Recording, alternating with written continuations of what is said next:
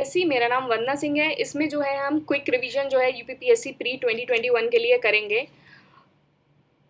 तो बेसिकली ये complete course है, टेस्ट सीरीज है एंड करंट अफेयर है। तो आप जो है इसको ज्वाइन कर सकते हैं। तो आप जो है बेसिकली इस नंबर पे जो है इसको ज्वाइन कर सकते हैं। ये सारी डिटेल है, आप इसको देख सकते हैं।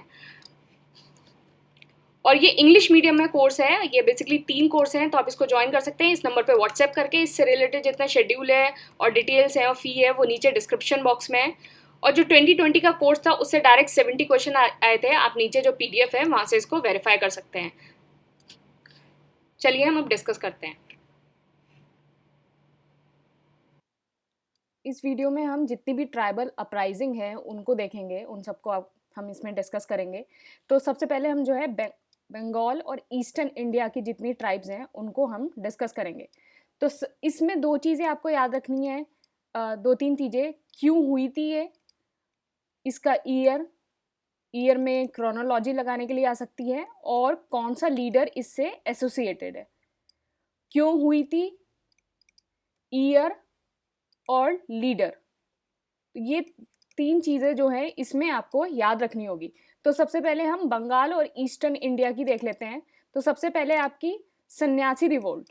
तो सन्यासी रिवोल्ट 1763 से 1800 के बीच में हुई थी। और बेसिकली ये इसलिए हुई थी कि जो है restriction impose on the visit to holy places for sannyasi के लिए जितने भी होली प्लेसेस है उसमें रिस्ट्रिक्शन इम्पोज हो गया था। तो इस वजह से जो है सन्यासी रिवोल्ट जो हुई थी उसका ये कॉज था। फिर देन है चुआर अपराइजिंग, ये 1766 में हुई, फिर 1772 में। तो ये 2 फेजेस में हुई थी। तो एंड जो है ये 1816 में हुआ था। तो स्टार्ट जो हुई थी ये आपकी 1766 से स्टार्ट हुई थी, और ये मिदनापुर में हुई थी। और इसका लैंड रेवेन्यू डिमांड और इकोनॉमिक डिस्ट्रेस की वजह से ये हुआ था। Land revenue demand and economic distress की वजह से। नेक्स्ट है आपका हो राइजिंग जो है 1820 से 22 में हुई थी। तो इसके अंदर जो है हो और मुंडा ट्राइब थे जो है छोटा नागपुर प्लेटू के, वो इसमें इन्वॉल्व थे। तो हो और मुंडा ट्राइब छोटा नागपुर प्लेटू के जो हैं वो इसमें इन्वॉल्व थे हो राइजिंग में। तो आप जो है सन्यासी हो गया 63, चुआर हो गया 66 एंड हो गया 1820। फिर उसके बाद है कोल म्यूटनी। तो कोल म्यूटनी जो है 1831 में हुई थी। और इसके अंदर जो लीडर्स इन्वॉल्व थे ये भी बहुत इंपॉर्टेंट है। मैंने बताया ना आपको क्यों हुई थी, ईयर और लीडर, ये 3 चीज़ें आपको देखनी है। तो कोल म्यूटनी जो है वो बेसिकली इसमें जो लीडर इन्वॉल्व थे वो थे बुद्धा भगत एंड गंगा नारायण। तो कोल म्यूटनी 1831 में हुई थी। और ये जितना भी आपका झारखंड का एरिया है ना, रांची हो गया, सिंगम हो गया, हजारीबाग हो गया, पलमाऊ हो गया, इस एरिया में जो है कोल म्यूटनी हुई थी। तो इसका कॉज ये था कि जो आपका लैंड है, जो आपकी ज़मीन है, वो ट्रांसफ़र की जा रही थी कोल से आउटसाइडर्स को। मतलब जो कोल है, वहाँ की ट्राइब्स है, वहाँ से आउटसाइडर को जो है वो लैंड दी जा रही थी। तो इस वजह से जो है कोल म्यूटनी हुआ था 1831 में। फिर देन है कांध अपराइजिंग। तो कांध अपराइजिंग जो है 1836 में से 56 तक चली। और ये जितना घुमसार हो गया, चाइना की मेडी हो गया, काला हांडी और पटना हो गया, उस एरिया में हुई थी। और ये इसका रीज़न ये था कि जो आपकी ह्यूमन सेक्रीफाइस है, तो जो कांड ट्राइबल्स होते हैं वो ह्यूमन सेक्रीफाइस करते हैं, जिसको बोलते हैं मरिया, वो बैन कर दिया था। तो ब्रिटिशर्स ने उसको बैन कर दिया था, इसलिए ये कान अपराइजिंग हुई थी। और इसके अंदर जो लीडर आपके इन्वॉल्व थे वो थे चक्रा बिसोई। चक्रा बिसोई जो है लीडर इन्वॉल्व थे।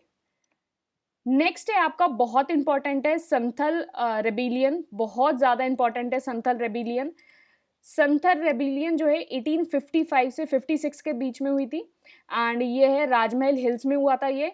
और इसके अंदर जो आपके लीडर थे वो थे सिद्धू एंड कानू। तो ये जो 2 लीडर्स थे वो इसमें इन्वॉल्व थे। और ये बाद में जो इनिशियली जो स्टार्ट हुई थी वो जमींदार्स और मनी लेंडर के अगेंस्ट स्टार्ट हुई थी, बाद में ये ब्रिटिशर्स के अगेंस्ट हो गई थी। तो इनिशियली जो इनको संथल को जो प्रॉब्लम थी वो जमींदार्स और मनी लेंडर से थी, बाद में ब्रिटिशर्स के अगेंस्ट हो गई थी। तो ये राजमहल हिल्स में थी 1855-56। तो एग्ज़ाम में जो है कुछ भी आ सकता है। जो यूपीपीएससी होता है ना, ये कभी-कभी डेट को ना जैसे 1-2 नंबर इसने कहीं किसी बुक से पढ़ा, उसमें 1856 लिखा है, किसी बुक से पढ़ा तो 1855, तो अभी यहाँ याद रखना 1855 और 56 है इसमें।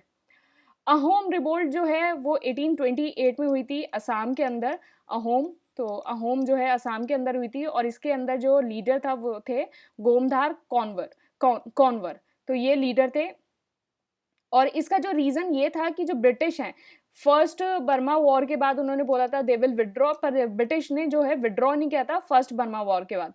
तो ये बर्मा वॉर कब हुई थी? 1824 से 26 में हुई थी। विथड्रॉ नहीं किया, उसके बाद इसका अहोम रिवोल्ट हुई असम के अंदर गोमधार कोनवार में। फिर हो गया पागलपंथीज़। पागलपंथीज़ भी बहुत ज़्यादा इम्पोर्टेंट है। पागलपंथीज़ भी बहुत ज़्यादा इम्पोर्टेंट है। बेसिकली पागलपंथीज़ जो है बंगाल में हुई थी और इसके अंदर जो लीडर मौजूद थे वो थे करम शाह। करम शाह जो है इसके अंदर लीडर थे। फिर हो गया आपका फरेज़ी रिवोल्ट, कि 1838 से 57 के बीच में हुई थी। इसके अंदर जो लीडर थे वो थे दादू मियान। तो ये भी बहुत इम्पोर्टेंट है। फरेज़ी रिवोल्ट जो है दादू मियान एंड बंगाल में हुई थी। और इसमें रिवोल्ट में क्या था कि जो expel English from Bengal, support tenants, तो इंग्लिश को बंगाल से निकालना, तो इसका ये कॉज था।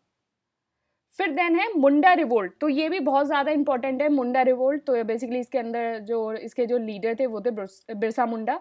तो ये बहुत ज़्यादा इंपॉर्टेंट है, सबको पता ही होगा। ये 19th सेंचुरी एंड में हुई थी, 19th सेंचुरी एंड में हुई थी। एंड इसका ये छोटा नागपुर में हुई थी। और बेसिकली इसका काम क्या, मतलब ये किसका कॉज क्या था कि वांट टू किल ठेकेदार, जो जितने भी आपके रेवेन्यू फार्मर्स होते हैं, जागीरदार, राजा एंड हकीम्स, तो इन सबको जो है मतलब मारना जो है इसका जो है एम था। वांट टू किल ठेकेदार, रेवेन्यू एंड जागीरदार। तो आप जो है हम एक बार देख लेते हैं इसको, ईस्टर्न वाली को। तो इसमें कौन कौन सी इंपॉर्टेंट है वो भी देख लेते हैं। देखो, सन्यासी इंपॉर्टेंट है 63, याद कर लो। चुआर भी इंपॉर्टेंट है 76, हो 1820। कोल म्यूटनी बहुत इंपॉर्टेंट है, बुद्धा भगत और गंगा नारायण बहुत इंपॉर्टेंट, मतलब लीडर्स बहुत इंपॉर्टेंट है। कांत देख लेना। संथल जो है सीधू कानू। एंड अहोम हो गया गोमदार। पागलपंथीज हो गया। फिर करम शाह, फरजेई, बुंडा रिवोल्ट, बिरसा मुंडा। तो ये इंपॉर्टेंट है। अब नेक्स्ट आई आपकी वेस्टर्न इंडिया की। वेस्टर्न इंडिया की जो है ट्राइबल अपराइजिंग। तो पहला जो है वो हो गया आपका भील अपराइजिंग, 1817 में हुई थी खानदेश में। और इसके अंदर जो लीडर थे वो थे सेवाराम। खानदेश में हुई 1817 में, लीडर थे सेवाराम। और कच्छ रेबिलियन हुई, डिस्पोज कच्छ रूलर राव बरमाल। तो डिस्पोज कच्छ रूलर राव बरमाल, इसका मतलब इसका एम था। फिर देन हुआ कोली राइजिंग 1829 में। और जो कोली थे वो बेसिकली भिल के जो नेबर्स थे, और इनका जो था कि इनकी थी कि unemployment and dismantling of the forts. तो अनएम्प्लॉयमेंट और डिसमेंटलिंग ऑफ द फोर्ट्स। वगैरह राइजिंग हुई 1818 में। तो भिल हुई 1817 में, वगैरह हुई 1818 में। और ये जो किसने करी थी? वगैरह चीफ ऑफ ओखा मंडल, वगैरह chief of Okha Mandal. Ramosi rising जो ही 1822 में हुई। एंड जो रमोसी है वो हिल ट्राइब है वेस्टर्न घाट्स की। तो रमोसी जो है हिल ट्राइब है वेस्टर्न घाट की। तो ये रमोसी राइजिंग जो है 1822 में हुई। और सूरत सॉल्ट एगिटेशन जो है 1844 में हुई। और कोल्हापुर संवंतवादी जो है 1844 के बाद हुई, गडकरीज ने जो की थी। तो 1844। तो आपकी जो वेस्टर्न इंडिया है उसमें जो आपकी इंपॉर्टेंट है, वेस्टर्न इंडिया में आपकी इंपॉर्टेंट है भील अपराइजिंग, बहुत इंपॉर्टेंट है, कंदेश में हुई थी 1817 में। कोली इंपॉर्टेंट है, कोली वगैरह। रामोसी का डायरेक्ट आ जा सकता है, रामोसी में कि कौन से एरिया में हुई थी। और रामोसी जो हिल ट्राइब है वो वेस्टर्न घाट की है, और ये गडकरी ने करी थी कोल्हापुर। तो ये आप याद कर लेना। फिर उसके बाद जो है नेक्स्ट हो गया नॉर्थ इंडिया। तो नॉर्थ इंडिया की कौन कौन सी हैं? तो नॉर्थ इंडिया की भी देख लेते हैं। अभी हमने ईस्टर्न की देख ली और वेस्टर्न की देख ली। अब हम नॉर्थ इंडिया की देख लेते हैं।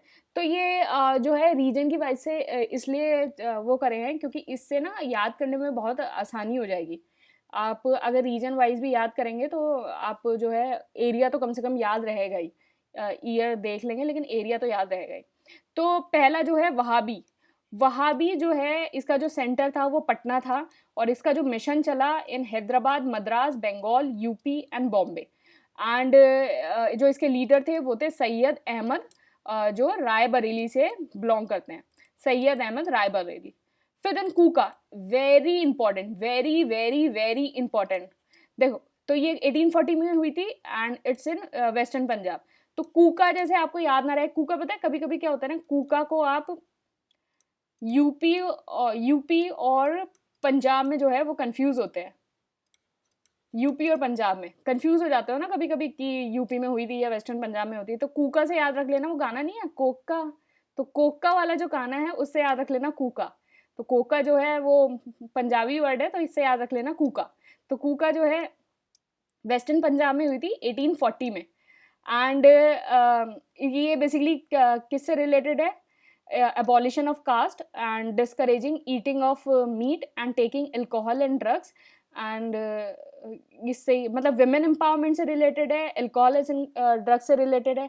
तो बेसिकली जो आपके लोअर कास्ट में जो लोग हैं मतलब इसमें क्या था कि जो लोअर कास्ट के अपलिफ्टमेंट के लिए ये सारी चीज़ें करी गई थी कि मतलब कास्ट को अबॉलिश करो, मीट को खाना डिस्करेज करो, अल्कोहल और ड्रग्स को लेना विमेन एम्पावरमेंट के लिए। और इससे जो लीडर रिलेटेड थे कूका से, भगत जवाहर मल, जिनको ऑल्सो नोन एज सियान साहेब। तो भगत जवाहर मल एंड ऑल्सो नोन एज सियान साहेब। और इसमें क्या हुआ, 1872 के अंदर जो इससे रिलेटेड थे राम सिंह, उनको रंगून रिपोर्ट कर दिया। तो Ram Singh is also related to Kuka movement. तो लेकिन जो इसके लीडर थे वो सियान साहेब, भगत जवाहर मल थे, लेकिन Ram Singh is also related to Kuka and उनको रंगून जो है वो डिपोर्ट कर दिया था। तो कोका याद रहेगा, है ना, गाने तो याद रहते ही हैं, कोका याद रहेगा। फिर उसके बाद देखते हैं साउथ इंडिया। तो साउथ इंडिया लास्ट बचा है ये, साउथ इंडिया। फिर उसके बाद सबसे पहले हुई थी revolt of Raja of Vizianagaram, जो 1765 से 1794 नॉर्दर्न सरकार में हुई थी। बेसिकली क्या था, जो ईआईसी जो है डिमांड कर दी थी ट्रिब्यूट फ्रॉम राजा, राजा से ट्रिब्यूट डिमांड कर दी थी। तो उसके लिए जो है revolt of Raja of Vizianagaram होता 1765 में। पॉलीगार रिवोल्ट बहुत ज़्यादा इंपॉर्टेंट है, पॉलीगार रिवोल्ट। तो ये 1801 में हुआ था, 06 में दंडीगल मलाबार में, और टिल 1856 में जो है ये मद्रास प्रेसिडेंसी में चला। बेसिकली ये लैंड रेवेन्यू सिस्टम से रिलेटेड था, जो लैंड रेवेन्यू सिस्टम चल रहा है उससे ये रिलेटेड था। दीवान वेलू थम्पी रिवोल्ट जो है वो त्रवणकोर में हुई, और ये इसलिए हुआ था क्योंकि जो वहाँ के रूलर थे they are failed to pay subsidy to Wellesley इन 1805। तो वेल्सली को सब्सिडी, तो जो वेल्सली है उसने चलाया था ना आपको subsidiary alliance by Wellesley and doctrine of lapse by Dalhousie. तो याद रखना है ये, doctrine of lapse by Dalhousie, Wellesley जो है सब्सिडरी अलायंस। तो जो रूलर थे वो fail to pay subsidy to Wellesley, ये दीवान वेलू थम्पी रिवोल्ट। तो इसमें जो है मतलब दो ऐसी मतलब रूलर वाली जो रिवोल्ट थी, तो मतलब बेसिकली जो ज़्यादातर रिवोल्ट थी वो मतलब ट्राइबल्स से थी, ट्राइबल के लीडर्स से थी। रूलर ओरिएंटेड रिवोल्ट जो है बहुत कम थी, लेकिन जो साउथ इंडिया है वो उसमें ज़्यादा जो है रूलर ओरिएंटेड रिवोल्ट थी। जैसे revolt of Raja of Vizianagaram हो गया एंड दीवान वेलू थम्पी रिवोल्ट हो गया। तो दीज आर द मतलब रूलर्स रिवोल्ट। तो ये वहाँ के किंग और वो उन सब से related, Travancore fail to pay subsidy to Wellesley. And last है आपका रंपा रिवोल्ट। तो रंपा जो रिवोल्ट है, आई थिंक ये आपको दिख रहा होगा, हाँ लास्ट है आपका रंपा रिवोल्ट।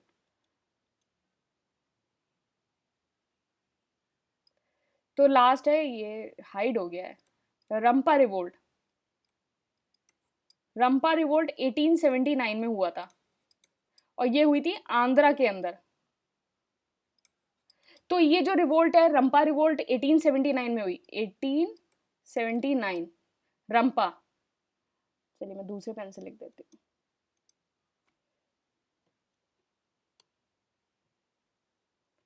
रंपा रिवोल्ट जो है आंध्र प्रदेश में हुई, और ये इसलिए हुई थी कि जो गवर्नमेंट है वो मनसबदार को, जो मनसबदार हैं उनको सपोर्ट कर रही थी, और न्यू फॉरेस्ट गाइडलाइन जो है उसको इम्प्लीमेंट कर रही थी। तो रंपा रिवोल्ट 1879 में हुआ आंध्र प्रदेश में, गवर्नमेंट जो है इसको सपोर्ट कर रही थी और न्यू फॉरेस्ट गाइडलाइन जो है इम्प्लीमेंट कर रही थी। तो ये रंपा रिवोल्ट था। तो आप जो है इसको सबको देख लीजिए, नॉर्थ साउथ ये, तो ये सारी इंक्लूडेड है इसमें, इसमें सारी इंक्लूडेड है। इसके अलावा कुछ और पढ़ने की जरूरत नहीं है ट्राइबल अपराइजिंग में। This is the best crisp note you ever get of the tribal uprising. इसमें कुछ और पढ़ने की जरूरत नहीं है, this is more than sufficient. इसको बस रिवाइज कर लेना कम से कम 3-4 बार, आप उसको लूप में चला लेना, इसको रिवाइज कर लेना, और एग्जाम से 1-2 दिन पहले इसको दोबारा पढ़ लेना। ये आपका हो जाएगा ट्रैवल अपराइजिंग।